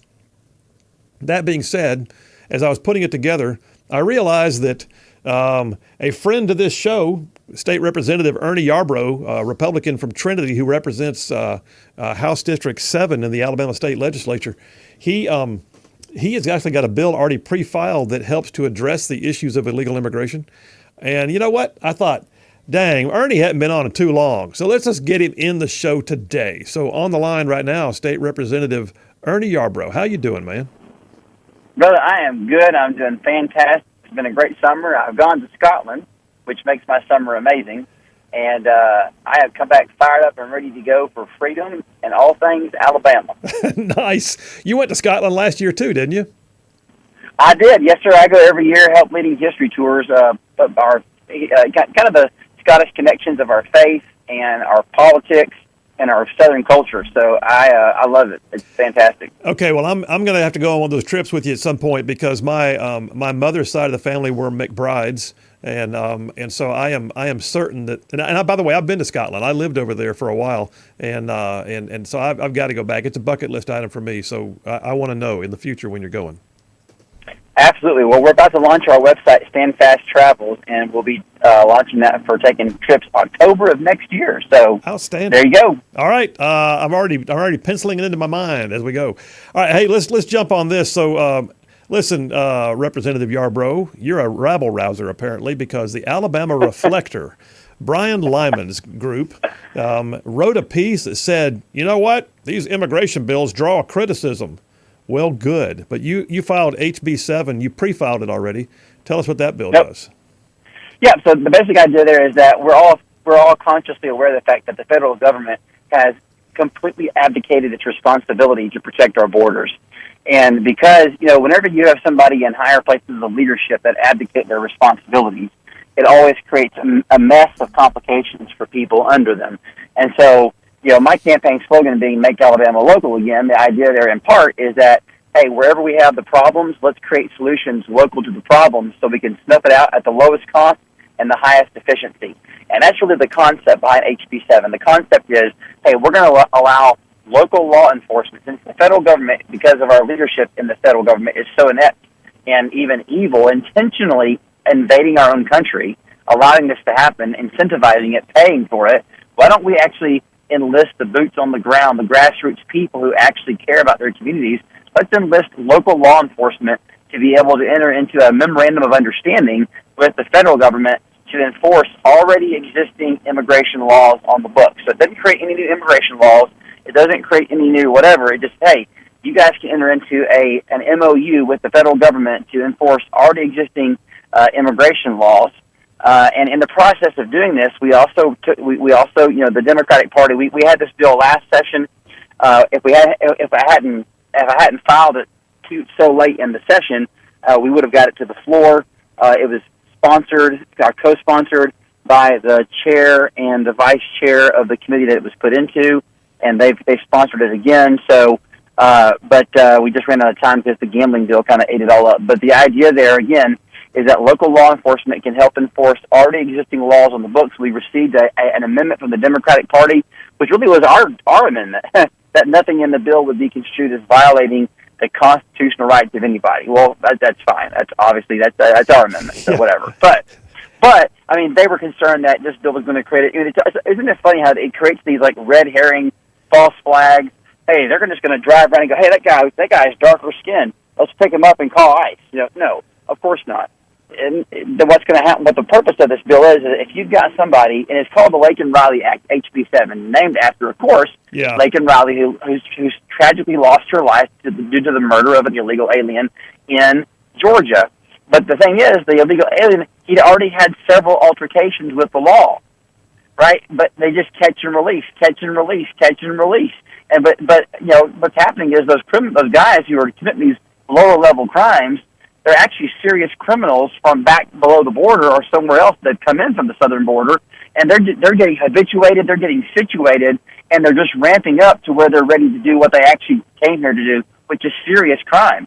So let's allow the local law enforcement to help enforce with their boots on the ground and get people up who are committing these crimes. Right? We're not targeting and profiling based on skin color. If they're committing these petty crimes and they're arrested and they're not here legally, then you got a 48-hour window to get a hold of ICE with the MOU and get them to ICE and get them deported out of this country. I like that. I mean, so I think this is a novel way of approaching it. Have you had any buy-in on this from law enforcement or from the state AG's office at all? Yeah. So the state AG's office loves the bill. I was in contact with the chief counsel, and they looked over. She said they absolutely love the bill. I had emails from sheriffs, chiefs of police, highly supporting the bill because they want to do. I mean, their burdens. They're frustrated. They're concerned about their area. I mean, we've got all kinds of examples, even recently, of local issues and local crimes happening in Alabama. Yeah. By illegal aliens. And so the more tools we can give our local law enforcement, I mean, there's a lot of people. I mean, the federal government has demonstrated time and again that their priority is not the American people. Well, the American people have got to prioritize the American people, right? And not the federal government, because they're not going to, the leadership we have now is they're going to prioritize whatever hurts the American people. So we have to do that for ourselves. Wow, what a great quote. Listen, the liberal side of the discussion always defaults to protectionism for the people that are the violators as opposed to the violated. And this article from the Alabama Reflector, which is, for those of y'all who don't know, this is somewhat of a liberal rag, if you will. But they write, and they do this all the time, studies have found that undocumented immigrants are far less likely to commit crimes than those born in the United States. That is not the point. Those crimes would not be committed in the United States at all if we had the ability to enforce our immigration laws. Yeah, I mean, it's utterly ridiculous. They constantly, because they're pawns and tools of libtards, so what they do is they create these articles with false sympathy because it's a chess match. There's greater evil afoot, and so they constantly want to create this sense of sympathy for lawbreakers and criminals while the rights of citizens and law-abiding citizens are being trampled upon because they actually hate our country and they want to. I saw quotes the other day where people were talking about how that in order to get the America we need to fundamentally burn it to the ground. Well, that's part of the Marxist plan, and part of that is through invasion. And so we have to understand the nature of the evil that we're dealing with. But we're all for legal immigration, right? Obviously, America was founded and became great based upon legal immigration. We all understand that. That's not the issue at stake here. The issue here, and these people believe that power is a virtue, right? And therefore, any means to that end is virtuous. They don't care who it hurts. They don't care how they have to bend the law, keep the law if it helps them, break the law if it hurts them, if it helps them. They don't care. We have to realize that we have to step up to the plate, and we have to defend our own people. Oh man, so well said. Listen, the article I've got in my hands also points out that what you're proposing in your bill is not just like a novel idea. You didn't just create this up out of thin air. The Department of Homeland Security already operates what's called the 287G program, it says, which does allow the department to enter into MOUs with state and local. So all we're saying is, hey, let's do it. Let's do the thing you say we can do. Let's get these MOUs in place from the state to you, as opposed from waiting for you to the state to deputize us. So that's right. That's right. But it's shock and surprise. The liberals go crazy about this and about doing what's already allowable, because they don't want the federal. I mean, if the federal government was today to enforce federal immigration laws that are already on the books, the squad and the libtards would be screaming out of their minds. So they don't want any laws enforced, and in fact, they want to push to give all these illegal aliens rights to vote. I mean, I don't know if you've seen the new tagline. It's, well, they're tax-paying citizens, other taxpayers too, because if they buy stuff, then they pay a sales tax. I mean, it's ridiculous, and you can see the evil of what they're trying to do. Yeah, absolutely, man. Well, listen, I want to keep track of HB 7. This is a bill that needs to happen, and I'm glad you've already got it pre-filed. And for those out there that don't know, the session starts after the first of the year, but you can actually drop a bill in early. We call that pre-filing. So basically what you've said is, I'm serious, so serious that it's only the 7th bill that's already been introduced. That's right, and we intend to get this thing out and early. And I think we've done a good bit of homework by we accepting the Democrat amendment. That was the only amendment that they had, and it was a good amendment. So we've tried to be as bipartisan as possible. And anybody who wants to do fear mongering in regards to this is either best case scenario ignorant, worst case scenario they're just trying to flood our country with illegal people to do nefarious things, and we think that that's not acceptable. State Representative Ernie Yarbrough, as always, you bring the heat, man. We appreciate you. Thank you, brother. You too. God bless you, man. See you, man. Ernie always brings the heat. Did he say libtard like twice? He did, didn't he? He did. All right. Big Rig, take it to a break, man. We'll come back. I got a ton of text messages to catch up on, and I got some more on this illegal situation, like what happened in Coleman. I do have an article on that. Phil Williams, Rightside Radio. Y'all stay tuned. We'll be right back.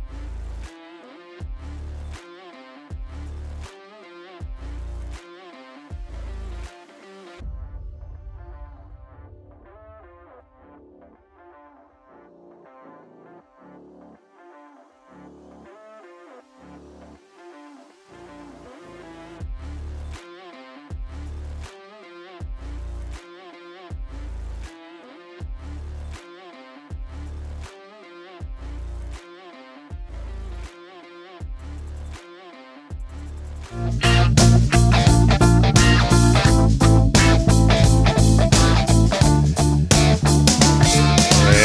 we are back. Phil Williams, Rightside Radio. Solid, conservative, and just plain right. Serving up some red meat for the soul. I mean, y'all, listen, we got stuff going on here. I'm in the second dipper, illegal illegals. Illegal illegals. I'm talking about illegal immigration. So they're here already. They're illegal for just being here, right? But at the same time, you look at it and go, what? When they commit a crime here, it's like a double illegal. All right, it's not only are you not supposed to be here, but then you did a thing while you were here that violates the laws of our society. So basically, you're an illegal at that point. And so I thought what I'd do, there's a narrative out there that the liberals are trying to portray that somehow or another we are not really seeing a lot of crime by illegals, and I get it. Not everybody. We've had millions and millions of them show up, and millions are not always committing crimes. Now they all committed the crime by coming over the border illegally. There's that. But when they got here, I know that. You don't have to. This is not some portrayal that everyone who comes here is a criminal. I get it. Don't try and say that I'm saying that. But the fact is, if a crime is committed by an illegal alien, well then, guess what? That crime never would have happened had they been stopped at the border. Not been induced to come across the border. Listen. And I thought what I'd do is say, you know what? I think it's real easy for us to go, that's really happening out there. No, that's really happening right here. Like for instance, the story that came out last year, and this is the last year, but I got some that go all the way up to like last week. Last year, WSFA down in Montgomery reported on the story that y'all may have forgotten about, but a man who was illegally in the United States was indicted on nearly a dozen charges after allegedly killing a woman and her child and then dismembering and mutilating their bodies. In Montgomery, Alabama. Actually, I take it back. It happened in Tallapoosa County, so it was right down the road. But Attorney General Steve Marshall announced the 11-count indictment against Jose Paulino Pascual Reyes, who is basically here illegally, killed his live-in girlfriend and her juvenile son. It was a heinous act. 9 counts of capital murder, 2 counts of abuse of a corpse. The AG's office basically looked at the grand jury and said, what do y'all think? And they said, yeah. And the indictment came down. But y'all, you look at that horrible, horrible case, and you think it's made more horrible when you realize had he been stopped at the border and not been allowed to be here in an illegal capacity, that maybe somebody would still be alive. If I got a call on the line real quick, I'm sorry, let me grab, I got barely enough time. Let me see if I can get that real quick. David from Gadsden, how you doing? Hey, Phil, this is David. I met you last week at a certain box store marketing for a certain company, remember? I remember. How are you? Yes, fine, man. I won't hold you long. I just want to say ditto. Yarbrough brought it, didn't he, son? He did. He brought it. Always does. I love the show, the the second dipper, illegals. I can't believe the article stated, they pay taxes too. Well, the King of England come over here and buy stuff and pay taxes, don't he? He can't vote. I mean, I don't understand the liberals. I mean, really. Are they that stupid or just that evil, or both?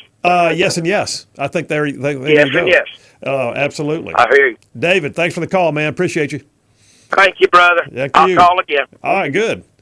Wow, that was a good call. By the way, I love getting new callers. The phone lines, the text lines, all the same number, 833-687-4448. That's 833-68-RIGHT. But yeah, David and I just saw each other at Lowe's the other day, I believe, and spot on. How about this? How much time have I got, Big Rig? Give me a time hack. What do I got? 20 seconds. 20 seconds? 20 seconds? I got more to say. Now, I'll tell you what we'll do. Listen, I'm going to come back. I got a story here that's going to curl your hair. Yellowhammer reported on it earlier this year about child exploitation, illegal aliens. Then I got a story that came out of Argo last week. Then I got a story that came out of Coleman yesterday. Y'all, it's not out there. It's here. illegal illegals. We'll talk about it. Phil Williams, Rightside Radio. Y'all stay tuned. We will be right back.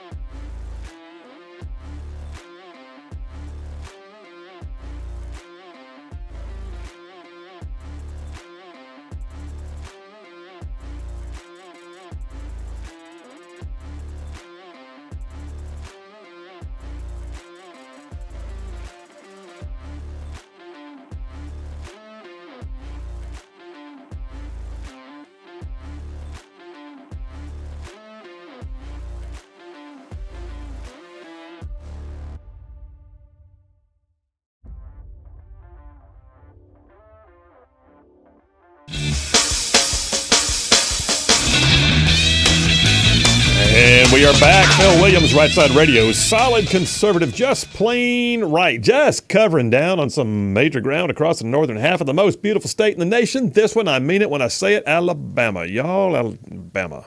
I mean, this show goes way down south of Birmingham, up north of Huntsville, Tuscaloosa, back to gadsden parts of Georgia, Tennessee, and even Mississippi. Thrown in just for good measure. Hey, real quick before I go to the phones, I got to tell you, so Inspire Advisors is one of our advertisers. Inspire Advisors, they are so cool at what they do. You ever heard of biblically responsible investing? Well, they're the experts. So Paul Breyer and his team at Inspire Advisors, they are ready to help you see how best to grow your bottom line in your investments and setting aside for your retirement or whatever. At the same time, that it would be investing in things that you're actually proud of, that align with your values. Biblically responsible investing. Well, listen, Inspire Advisors, they've asked me to tell you guys that starting this month, they're doing a new free series where you can sit through like a classroom kind of setting where they'll teach you the deep dives on retirement planning, risk management, how to screen your own companies and make sure your asset allocations go into things that are not just rewarding, but they also are beneficial to your values. Inspire Advisors, if you want to know more about this free class, space is limited, go to their website. That's literally www.moneypatternwealth.com, moneypatternwealth.com, or too easy, go to our website, rightsidemedia.org, rightsidemedia.org, click on the Rightside Radio Sponsors tab, and bam, takes you right to their website. Yeah, this is about financial freedom, y'all. It's about getting smarter with your finances. It's about your values and godly conservatism and investments all at one time. Inspire Advisors, check them out. All right, I'm going to the phones. I got a ton of text messages. I got a bunch of stuff to do, and I got line one, Cooter from Huntsville. Cooter, how you doing? Hey, good, Phil. Hey, just wanted to know if you know about this. I heard this today when I was meeting with a guy that certifies the elections. When election time comes, he certifies ballots and things like that, and he takes part in that. Seems to know an awful lot about the process and stuff, but he told me something that was kind of shocking, that when an illegal alien shows up to sign up for Medicaid if they have a medical issue, since it's a federal program, it's a mandated thing that they have to get. And then when they sign up for it, they are handed a voter registration card and allowed to register to vote as well. I didn't know if you heard of that or not. Oh, yeah. In fact, we talked about it quite a bit on the show. It was actually a system or a scheme that was discovered by Alabama's Secretary of State, Wes Allen, who came on the show multiple times to talk about it. He made national news. He was on Fox. He testified before Congress. Most folks were unaware that this is happening. And you're right, it's a federal mandate. And because Medicaid receives federal matching dollars, somehow or another that translated into, that means we're allowed to tell you have to give everybody who ever uses Medicaid a voter registration card, which, by the way, means we don't screen their nationality. We just hand them something. And I'll go one step further for you. The Secretary of State also recently discovered that they're doing this in federal prisons in Alabama. And so there's been an effort to put a stop to it, and Congress got involved. But yes, sir, I am aware. Well, it's already in the Constitution that you have to be a citizen to vote. So I don't know what all this is. Why they have to pass laws or anything like that. It's already there. No, it's already there. I'm saying there's going to be congressional investigations and inquiries, and there should be. Like, why were you doing this? It's okay to send. It's okay to say make voter registration available to people. It's not okay to hand it out willy-nilly to everyone without checking for their nationality first, because that automatically assumes some level of corruption. But yeah, good call, Cooter. Appreciate you, man. Thanks so much. Thank you, sir. See you. Absolutely. So let me go through several more stories. Illegals. They're not just out there. They're not just in some other place. How about, let's see, which one do I want to, I'm going to take them in chronological order. Let me go to February of this year. February of this year, story on Yellowhammer News. 5 men arrested in an undercover child exploitation sting. 2 of them were illegal immigrants. All right, now I recognize that's 5. 3 of them were not illegals, but 2 of them were. So the Albertville Police Department, that's Marshall County. That's just above where Big Rig and I are sitting right now. That's up on Sand Mountain, Marshall County. The Marshall County Sheriff's Office and the U.S. Department of Homeland Security arrested 5 men Each were being held on $1 million bond. Albertville police described the operation as the result of months of preparation and planning. The bottom line is this. There were men who were attempting to exploit children, traffic them basically, and in the sting operation, 5 of them were taken into custody. 2 of those, though, turned out to be illegal. February of this year. And by the way, that's usually not a first-time offender. That is someone who is a repeat offender, generally speaking. They are someone who has been brazen enough to put themselves in a place to get caught because this is something that they have a sick need to pursue. So no telling what those 2 illegals had done prior to getting caught. That was February of this year. How about August 9th of this year? That'd be, 25 days ago. Baldwin County Sheriff says the illegal immigrants are impacting law enforcement and jails. Outgoing Baldwin County Sheriff Huey Haas-Mack says illegal immigration policies are impacting jails and causing a flow problem. He basically says that they are allowed to have holds for up to 72 hours. But he said in that 72 hours, they do an interview to determine their status, how did they get in the country, where are they living now. But then they give them a court date, say you have to appear 2 or 3 years from now in New Orleans, and then they make bond. He said the bottom line is it's jamming up the local jails to the point that it gets hard to keep the kind of flow you need and space you need for what you would consider to be the normal level of criminal activity. Mack said, this is Sheriff Huey Haas-Mack, he said, there's undocumented immigrants from all over the world, including Venezuela, Argentina, Haiti, Jamaica. He added the most frequent crimes committed by illegal aliens down in Baldwin County are drug crimes, alcohol-related crimes, and domestic crimes. He said a lot of these people, they live in groups, so it might not be 2 or 3 people in a house or a mobile home. It might be 6, 8, 10. Sometimes it creates an atmosphere for domestic violence. Max said there have also been felony crimes, including shootings, mostly misdemeanors. And he says that this is something he's going to take on as he moves to a new role with the Alabama Sheriff's Association. But he also said the issue still remains a federal one, and the state is having to pick up the burden. That was August 9th, less than a month ago. How about August 30th of this year? That would be last week. Illegal alien in Argo arrested for child sex trafficking and abuse. Really?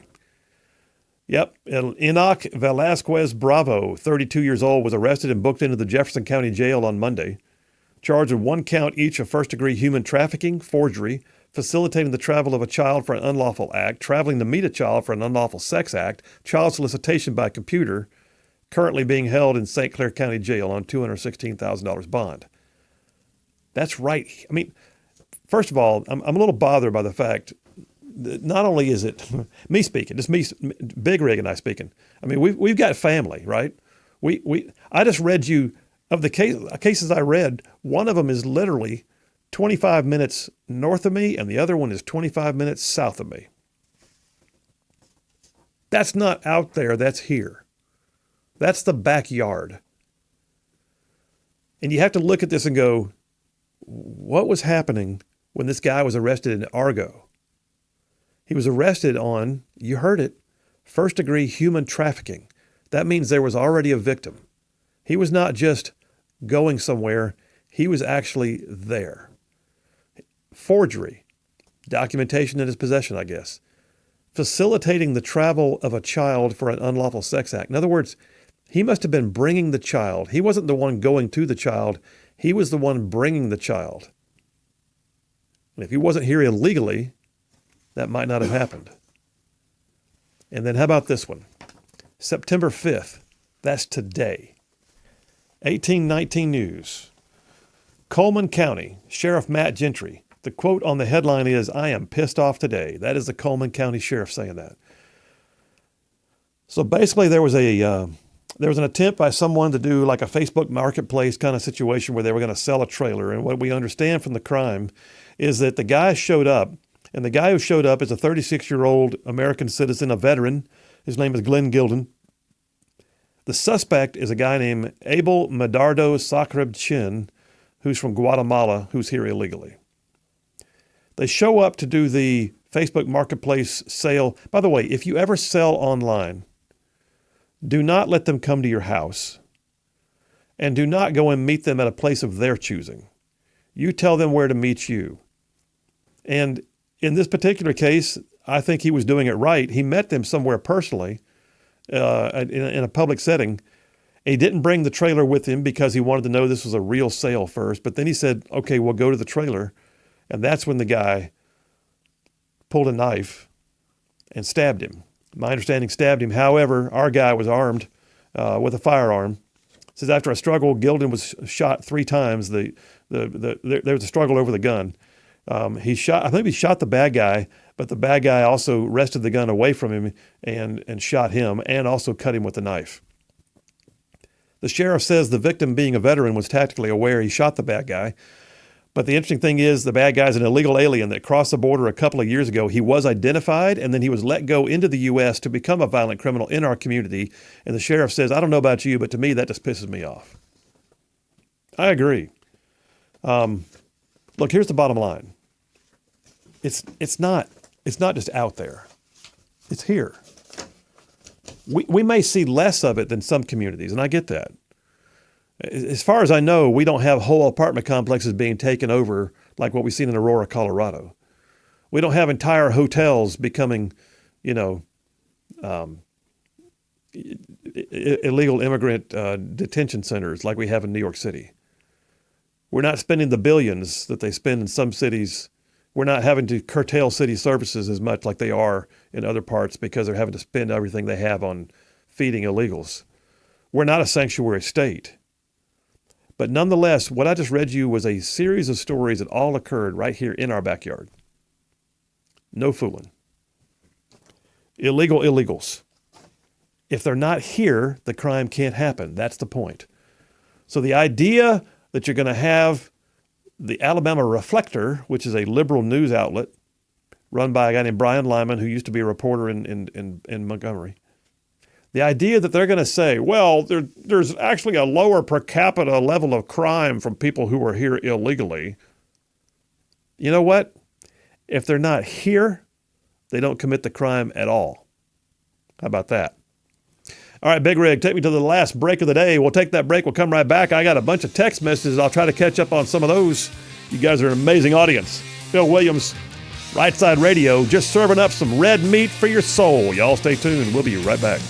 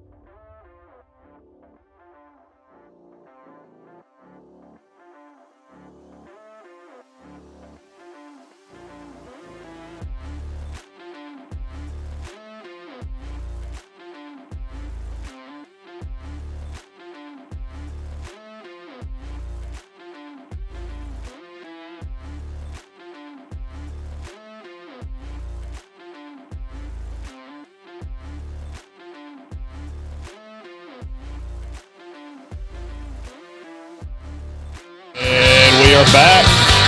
Phil Williams, Rightside Radio, solid conservative and just plain right, just pulling pins on truth grenades. That's what I say. I mean, listen, some of y'all have been texting the entire show, and we've had so many guests I've not been able to get to. I'll get a few of those right now, and then also got to go to the calls.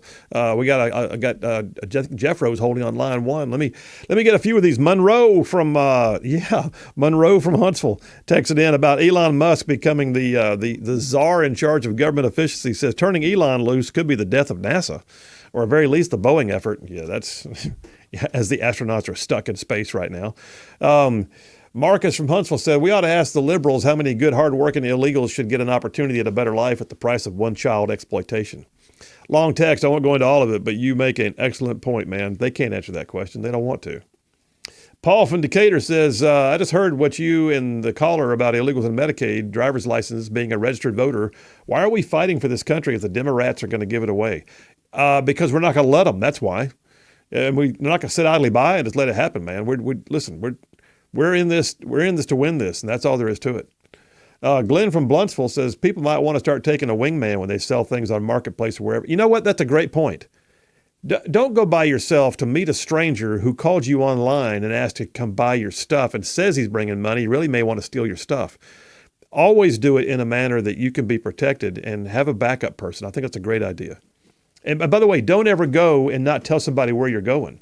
And I would suggest have your phone active when they come to pay. Keep your head on a swivel, people, really. Mike from Arab says, I did a post on X about 5 illegals who had raped a girl in Great Britain, and the judge let them off because of the stress they endured during their migration. My gosh. The grades are in. I'll get those real quick before I go to the phones. Butters and Lee, says John from Huntsville, get an A+ for their equally amazing performances. Phil gets an A+ for his fantastic performance, but today's winner is Big Rig. Really? Big Rig with an A++ for his incredible Turbo Thursday sound effect and his magical surprise sound effects. Congratulations. You're Thank in, you. Man. You're in like Flynn. Appreciate it. Let me go to the phones real quick. Jeff Rowe from Indiana. How you doing, buddy? Well, it's like I told Big Rig a second ago, you're probably moving faster than I am right now. Oh, my soul. Are you up there in the Nashville area? Yeah, you could say that. As long as Nashville ain't Crashville, I'm okay with you. Keep on moving, brother. It's always Crashville. I don't care what they do. These people, I think they need driving instructors in Nashville. Should be mandatory before you enter the city. Oh, my gosh. Well, what do you think about today's topics? What's on your heart? You talk about being peed off at things and everything. I'm peed off at us for letting all these illegals in and just standing by and letting it happen. Yeah. I mean, didn't the law say that they have to be detained in some fashion, that you can't just walk in and say, basically everybody knows everything is a big lie, because, if you're actually there can't be that many asylum seekers, coming in at one time, I think the reality is there's a big chunk of America, even on the left, that didn't want this. But what's amazing is when you see it happening and you're powerless to stop it. The only way we can stop this is to change this administration. That's the only way it's going to stop.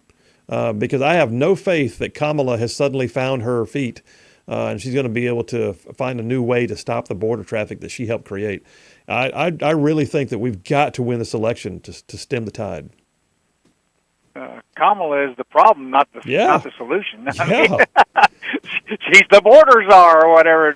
Because she might have been in charge of this whole operation all the time, because Biden never was in charge of anything. Yeah, we're finding that out more and more, aren't we? I mean, now they give him the little desk and have him sit down there with the red swing line stapler and tell him to go to sit in the basement. I mean, it's bad. He's just a basically human anchorman, I guess you'd say, because they just read what's on the teleprompter too. All right, man. Listen, be careful on the road. We'll talk to you tomorrow. All right. All right. I'll pretty safe at 5 miles an hour. Okay. Thank you, buddy. All right, see you, man. Oh my gosh. Joe from Elkmont texted in and says drones and thermite. You know what? I did hear that, by the way. They're actually using drones with I think, napalm in the war in Ukraine right now. It's pretty interesting. And then there's drones and thermite grenades. Yeah, we've seen, by the way, there are explosives being carried by cartel drones right now down on the southern border. Yeah, interesting. Kevin from Sulligent says, can a wrongful death lawsuit be brought against the government for negligence in letting criminals get into the country in the cases where they commit those types of crimes?